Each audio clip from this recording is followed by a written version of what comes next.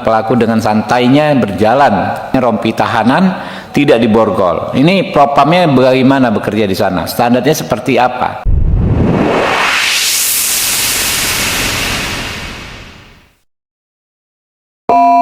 Sumatera Barat, ya. Kami tentu pertama menyampaikan duka cita yang mendalam, ya, atas wafatnya terkait pilkada, ya, ke dapil masing-masing. Tapi ada peristiwa yang sangat menarik perhatian dan sangat memprihatinkan yang perlu kami respon, ya. Hari ini saya kembali didampingi rekan-rekan dari fraksi kehormatan, ya, rekan-rekan mahasiswa berbagai kampus yang kebetulan berkegiatan di sini. Jadi kejadian yang sangat memprihatinkan tersebut adalah tewasnya, ya, Kasat Reskrim Polres Solok Selatan, ya, yang disebutkan ditembak oleh Kabak Ops Polres Solok Selatan Sumatera Barat, ya. Kami tentu pertama menyampaikan duka cita yang mendalam, ya, atas wafatnya Kasat Reskrim. Semoga yang almarhum mendapat tempat di sisi Allah Subhanahu wa taala. Dan kami mengutuk keras, ya, perilaku brutal oknum Kabak Ops tersebut yang melakukan penembakan. Kami meminta peristiwa ini diusut secara tuntas, baik kasus penembakan hingga tewasnya, ya, maupun kasus yang melatar belakangi terjadinya pertikaian ini. Info yang kami dapat adalah terkait dengan penindakan penambangan ilegal tipe galian C, ya. Ada ada latar belakang tersebut. Nah, harus diusut tuntas apakah pelaku ini, ya, membackingi tambang ilegal yang ditindak oleh almarhum Kasat Reskrim beserta jajarannya, ya. Lalu kami juga mendapatkan video, nanti diputar, ya, dikasih kawan-kawan. Kami juga menyayangkan, ya, standar yang diterapkan oleh propam setempat. Kami lihat seorang yang jelas-jelas tersangka pelaku penembakan itu tidak diborgol ketika di bawah maupun ketika ada di ruangan, bahkan berjalan seolah-olah didampingi seperti halnya pejabat kepolisian. Ya, ini harus dievaluasi, ya. Propamnya juga dievaluasi yang di situ, ya, harusnya kan diborgol karena sudah melakukan tindakan yang sangat-sangat ekstrim. Karena itu, ya, kami Komisi 3 DPR RI merencanakan hari Senin kami akan melakukan kunjungan spesifik ke Sumatera Barat, ya. Apabila memungkinkan kami pengen ke lokasinya. Kalau saya cek tadi di Google, jaraknya sekitar 100 km dari kota Padang, ya, 2,5 jam mungkin bisa ditempuh. Dan berikutnya kami akan memanggil, ya, Kapolres, Kapolda, dan Kadif Propam Mabes Polri, ya, agar kasus-kasus seperti ini benar-benar bisa diusut secara tuntas dan juga jangan sampai terjadi lagi di kemudian hari.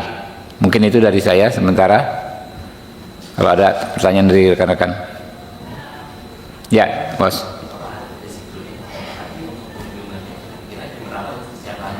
Ya, hari Senin, ya. Jadi mekanismenya hari ini kami sedang mendata kepada para kapoksi dari masing-masing poksi siapa saja yang akan berangkat.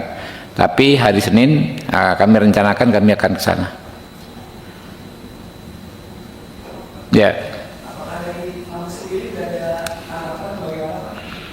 Ya, kami belum berkomunikasi secara resmi, tapi tadi pagi saya minta kepada Wakil Ketua Komisi 3 Pak Rano untuk berkomunikasi dengan pihak Mabes, ya, untuk memastikan kasus ini diusut secara tuntas. Kalau dari Polda ada konfirmasi? Ya, ini dalam proses kita akan hubungi. Yang jelaskan supaya clear, jelas kami mendapatkan informasi yang lengkap, detail dan jelas, kami nggak bisa hanya melalui sambungan telepon. Kami harus berkunjung ke sana. Ya, bro. Nanti di Sumatera Barat atau Solo akan menemui siapa di Jalan Polres dan keluarga atau siapa? Ya, kami akan ke lokasi, kami akan menanyakan saksi-saksinya, termasuk keluarga korban. Nah. Oke, guys, yuk. Dari Bos. tiga, apakah ada evaluasi kepada para polisi ini, karena kita lihat mereka megang senjata, tapi nampaknya si polisi mereka itu masih belum bisa menguasai emosi atau Ya, itu termasuk salah satu dari materi yang akan menjadi bahan rapat kami ketika kami memanggil Kadif Propam pekan depan. Akan kami panggil secara khusus Kadif Propam untuk sama-sama mengevaluasi bagaimana penggunaan senjata, termasuk bukan hanya penggunaan senjata, termasuk mendeteksi anggota-anggota tersebut bermain-main dengan tambang ilegal, gitu ya.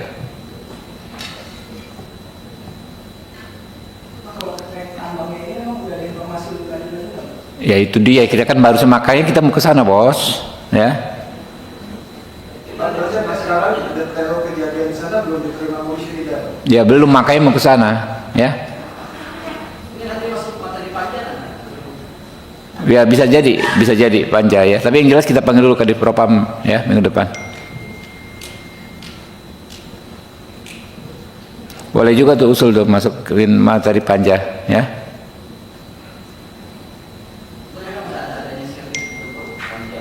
Iya, makanya ente usul kita tampung, bos. Ini kejadian baru tadi pagi gitu loh, ya.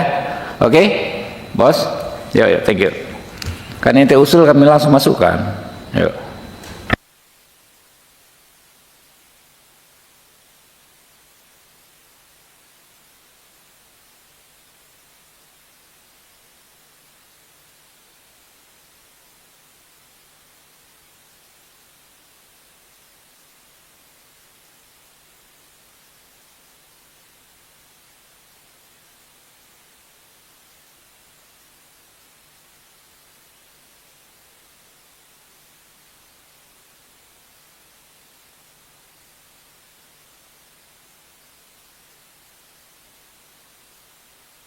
Putar videonya.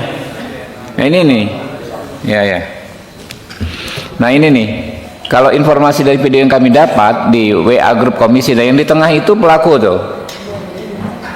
Ulang loh. Nah tunggu, saya tinggal kamera. Udah, kalau udah siap, tunggu kamera siap dulu. Kamera siap.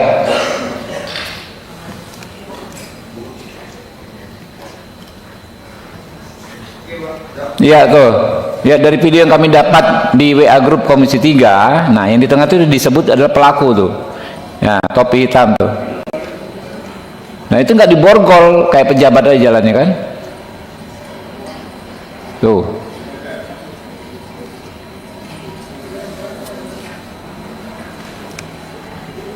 Oke.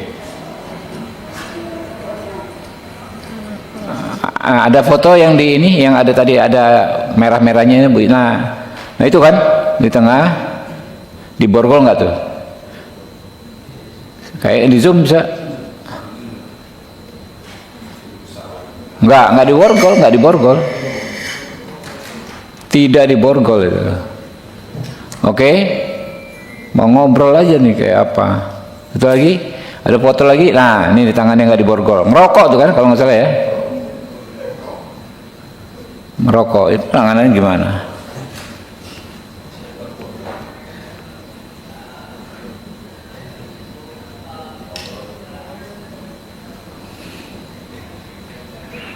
Ya.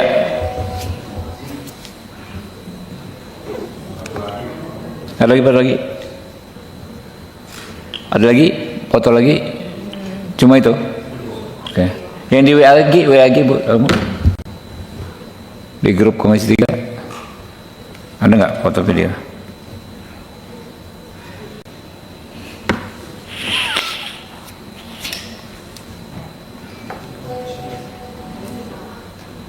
Oh sama ya.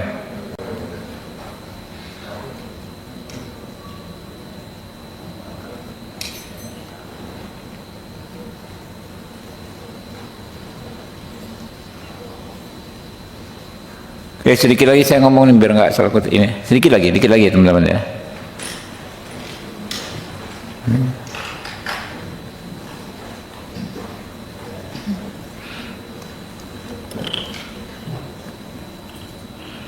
Ya, ini kasus ini kan fenomena oknum ya. Kami yakin Pak Kapolri, Pak Listio Sigit bisa menertibkan anggotanya seperti ini. Kalau standarnya Pak Sigit ya, standarnya Pak Kapolri, orang-orang begini nggak ada ampun. Pastilah ya akan diproses dengan tegas, akan ditindak dengan keras untuk menerima hukuman yang seberat-beratnya, baik dalam konteks pidana maupun dalam konteks etik ya. Jadi insya Allah ya kami percaya Pak Sigit bisa segera menyelesaikan masalah ini. Terima kasih. Oke guys, yuk, thank you ya. Nah ini sekalian yang mau doorstop daripada gue dikejar-kejar kayak apaan gitu kan. Ada mau nanya apa aja coba kalau jawaban ini.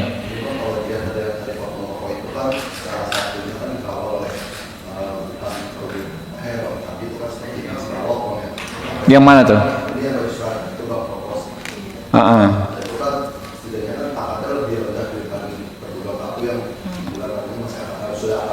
AKP Pak.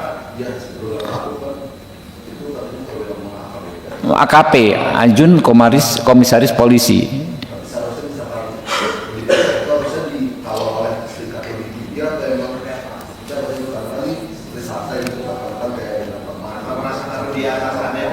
Ya mungkin saja, itu dia. Makanya siapapun sebetulnya kalau namanya tersangka kan ya harus, ini apalagi pembunuhan ya, harusnya diborgol gitu loh.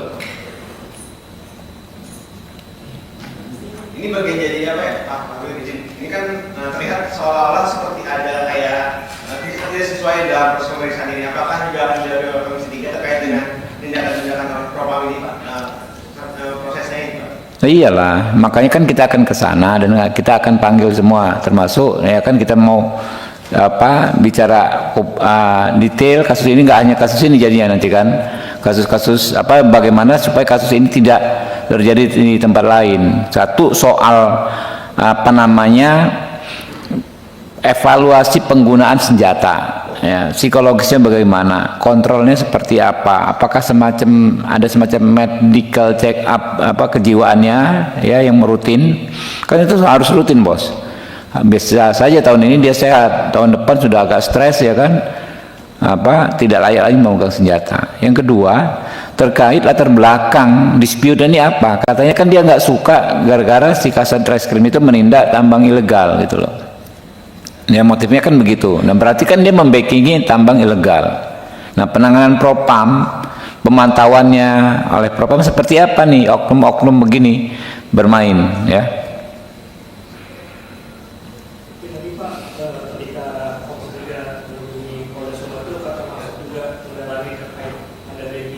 Iyalah, itu yang saya baru sampaikan tadi bos. Waduh, ini sorry ya, saya mulainya terlalu awal tadi. Yang janjian dari pagi baru ini datang. Saya yang terlalu awal tadi karena kelaparan belum makan siang.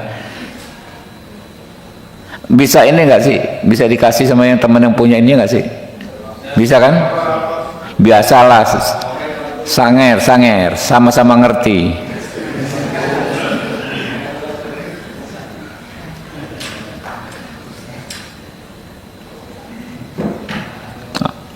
Antum ulang lagi nih TV One, nggak apa-apa deh. Gua merasa bersalah dari pagi janjian, cuma karena tadi kelaparan, gua pikir udah ada di sini tadi. Nah sekalian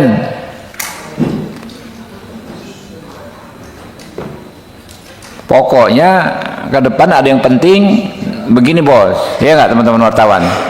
Daripada doorstop satu orang ngejar gua, ngomongin ini satu orang lagi ngejar, capek gitu kan. Kalau begini kan lebih ini, apalagi kalian dapat gambar bagus kan belakangnya gitu kan.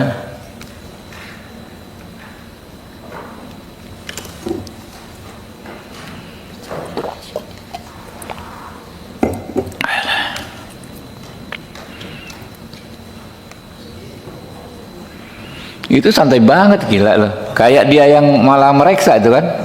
Hah? Kayak dia yang meriksa gitu. Kayaknya dia mendampingi yang gondrong ini gitu kan.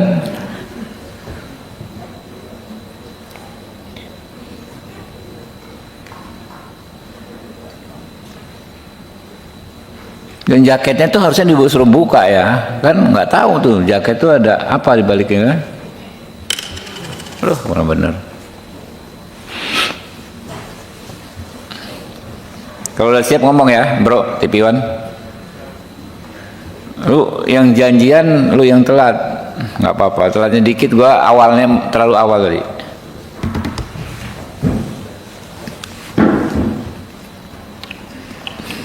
Kasihan.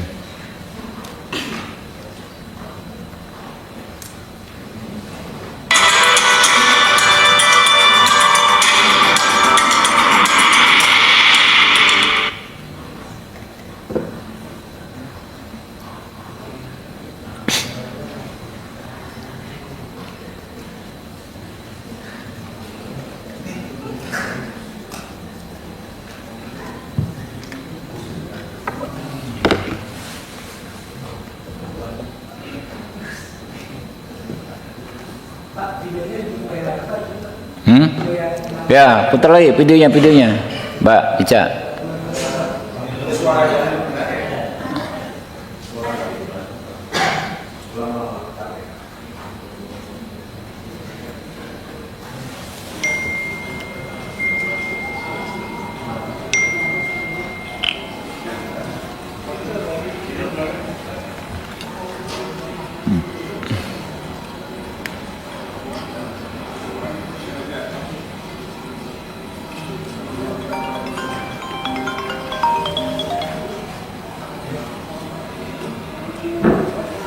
Halo.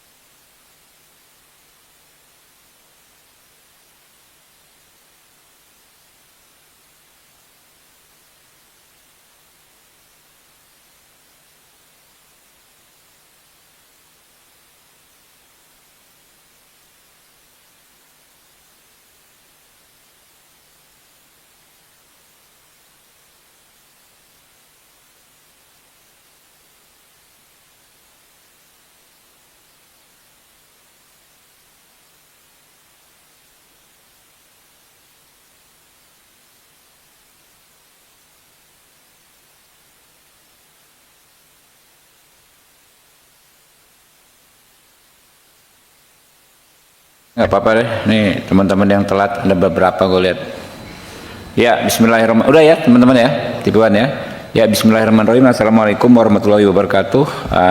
Hari ini saya didampingi rekan-rekan fraksi kehormatan, fraksi mahasiswa ya, yang berkegiatan di DPR dari berbagai kampus seluruh Indonesia. Ya, kami ingin merespon terjadinya peristiwa yang amat memprihatinkan ya.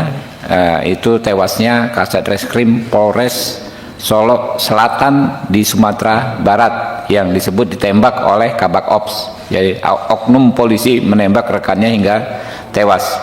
Kami menyampaikan duka cita yang mendalam ya atas wafatnya almarhum, dan kami doakan agar mendapatkan tempat terbaik di sisi Allah Subhanahu wa taala.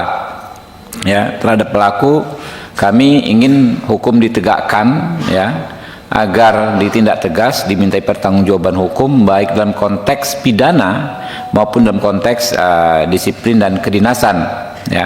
Ada dua masalah hukum di sini kami, adalah yang pertama kasus penembakannya sendiri. Jelas-jelas itu saya duga pasti merupakan pembunuhan berencana ya, karena dia menggunakan pistol menembak, ya, sudah merencanakan untuk menembak. Saya menduga itu pembunuhan berencana, tapi nanti penyidik silahkan memprosesnya. Selain itu latar belakangnya dari informasi yang kami dapat adalah terkait ya, bahwa ada yang menyebutkan si pelaku ini tidak senang atas apa yang dilakukan Kasat Reskrim menindak tambang ilegal galian C. Nah, jadi dipertanyakan apakah pelaku ini membackingi tambang ilegal, sehingga ketika tambang ilegal tersebut ditindak, orang ini marah, ya. Nah, ini juga harus diusut tuntas. Dua hal, karena itu kami Komisi 3 DPR RI hari Senin yang akan datang akan ke Sumatera Barat, ya. Nanti beberapa anggota yang akan ke sana, saya kemungkinan akan memimpin langsung, ya. Atau setidaknya nanti ada Pak Rano Alfat yang memimpin ke sana. Lalu kami hari Kamis setelah pilkada, ya, kami akan memanggil Kapolda Sumatera Barat, Kapolres Sulawesi Selatan, dan Kadif Propam Mabes Polri untuk membahas masalah ini. Ya, memang masih spesifik masalah ini, tapi karena ada Pak Kadif Propam, kami juga pengen tahu bagaimana pemantauan, ya, kelayakan anggota ini menggunakan senjata. Apakah ada mekanisme semacam medical check up-nya, ya, dalam konteks kematangan kejiwaannya untuk memegang senjata yang dilakukan secara rutin tiap tahun, atau seperti apa, ya, karena ini jangan sampai terulang lagi. Kami yakin dan percaya Bapak Kapolri kita, ya, tidak akan memberi toleransi terhadap pelaku seperti ini. Kalau standarnya Pak Sigit orang seperti ini, pastilah akan dikenakan tindakan yang tegas, baik dalam konteks kedinasan maupun dalam konteks hukum. Jadi insya Allah masalah ini, fenomena oknum ini bisa selesai, tapi masalah latar belakangnya juga kami harapkan bisa segera selesai. Nah, ada yang kami pertanyakan dan sesalkan dari video yang kami dapat. Pagi tadi kami dapat dari WAG WhatsApp grup Komisi 3, ya, ada video bagaimana pelaku dengan santainya berjalan ketika dibawa mungkin menuju suatu tempat di lingkungan Polda Sumbar, yang bisa diputar nanti teman-teman lihat, ya.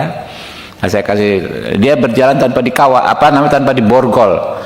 Begitu di dalam ruangan terlihat sepertinya dia merokok dengan menggunakan jaket, tidak pakai rompi tahanan, tidak diborgol. Ini propamnya bagaimana bekerja di sana? Standarnya seperti apa? Ini peristiwa yang sangat serius, membunuh orang dengan latar belakang dugaan dia membackingi tambang ilegal. Nah, harusnya seperti apa? Ini harus akan menjadi evaluasi bagi teman-teman yang di sana. Ya, mungkin itu, ya, teman-teman. Terima kasih. Billahi taufiq wal hidayah. Wassalamualaikum warahmatullahi wabarakatuh.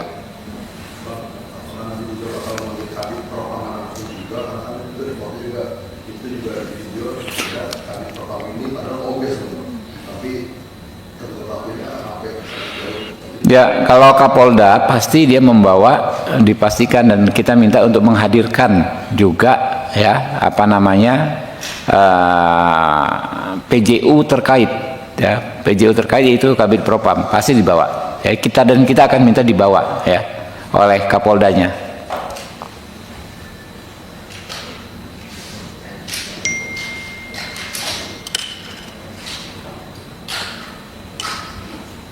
Oke, ya, teman-teman, ya, makasih, ya.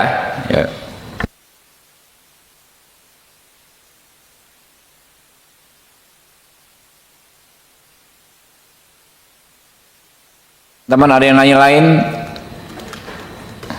Ya, silakan. Boleh. Soal pemilihan kemarin, Pak, untuk pimpinan KPK. Boleh. Yes. Ada beberapa pandangan yang melihat bahwa ini yang terpilih kemarin kan dari kalangan aparat penegak hukum di Polri dan Kejaksaan.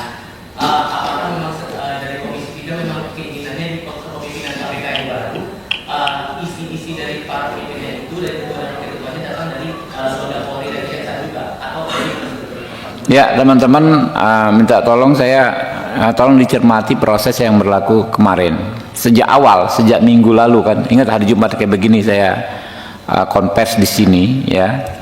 Kita mengundang kepada masyarakat untuk menyampaikan usulan, ya, karena kami akan menggelar proses fit and proper secara terbuka dan transparan dengan beberapa hal yang merupakan evaluasi dari proses-proses sebelumnya. Kalau sebelumnya terlihat terkesan terburu-buru, satu orang hanya fit and proper 1 jam, kemarin kami kasih kesempatan 1,5 jam, ya, 50% lebih lama daripada yang sebelumnya. Dan teman-teman semua mengelaborasi. Kalau selama 4 hari itu, dari pagi sampai malam kawan-kawan lihat, ya, apa namanya, semua anggota, bukan hanya perwakilan partai, perwakilan voksi, menanyakan, ya, menginterview, ya, mengkritik, memberikan pertanyaan-pertanyaan menohok kepada para calon, ya. Dan pada akhirnya ketika pemilihan, kita tidak menggunakan mekanisme musyawarah paket, enggak. Kita serahkan kepada anggota per individu untuk memilih masing-masing. Maka ketika dipilih oleh masing-masing individu, one man one vote kemarin itu kan, anggota Komisi 3, hasilnya ya seperti itu. Jadi kalau Anda tanyakan saya kepada ketua Komisi 3, ya, saya nggak akan bisa menjawab. Isi kepala orang kan beda-beda, ya. Saya nggak bisa ini mewakili kawan-kawan saya, karena kan ketua kalau di DPR ini kan hanya pengatur lalu lintas pembicaraan, ya, lalu lintas pembicaraan dalam rapat. Jadi saya ini sama kedudukannya dengan rekan-rekan anggota Komisi 3. Dan proses kemarin kan pemilihannya berlangsung tertutup. Saya dengan rekan partai saya saja mungkin bisa berbeda, ya. Tapi ketika diakumulasi ya seperti itulah hasilnya. Karena masih ada beda pandangan dari beberapa kalangan, terutama dari aktivis dan pakar hukum soal hasil yang kemarin itu, Bang. Jadi apa yang diharapkan oleh Komisi 3 DPR dengan para pimpinan-pimpinan baru KPK berikutnya ini agar yang pandangan-pandangan skeptis itu bisa terbantu? Ya, saya memberikan kesempatan yang amat luas kan. Ada nggak teman-teman itu hadir kemarin?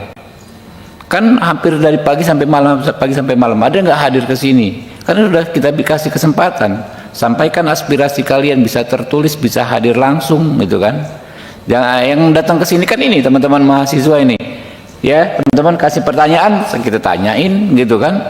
Kasih ini kita tanyain, nah mereka nggak datang kok, gitu kan? Ya jadi nggak bisa kami, ya, mengakomodir keinginan semua orang, gitu loh. Prosesnya telat kalau sekarang baru menyampaikan, sudah kami pilih kok. Kemarin waktu kami buka nggak ada kok yang minta RDPU memberikan ini, nggak ada sama sekali, kami cek tidak ada. Ya inilah hasilnya. Jadi prosesnya itu sudah berlangsung secara sangat transparan, dan kita sangat mengakomodir aspirasi publik, gitu loh. Kalau masih memang belum puas ya bagaimana, itulah adanya, gitu loh. What can I say, gitu loh. Ya. Oke ya teman-teman, ada lagi, yuk.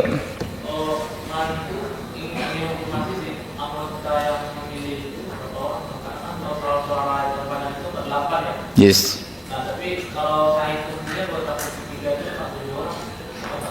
Enggak, 48. Waktu kemarin kan 48. Ya. Iya, karena ada partai-partai yang sebelum pemilihan memang tidak memasukkan kuota maksimal, kan dari paling maksimal kan di semua komisi itu 48. Jadi begitu dia masih ada cadangan 1 kursi, ya. Sebelum rapat ini, begitu mau rapat RDPU memang dia berhak memenuhi kuotanya. Jadi menjadi sebagaimana kemarin. Iya, hadir semua. Yang nggak hadir di BKO kan, anggota yang tadi di BKO berarti kan hadir semua.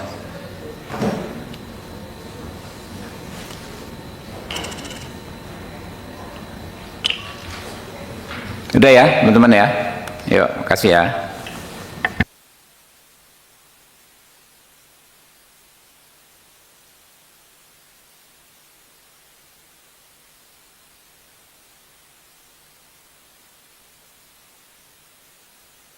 Terima kasih Venko Laut Channel mengabarkan.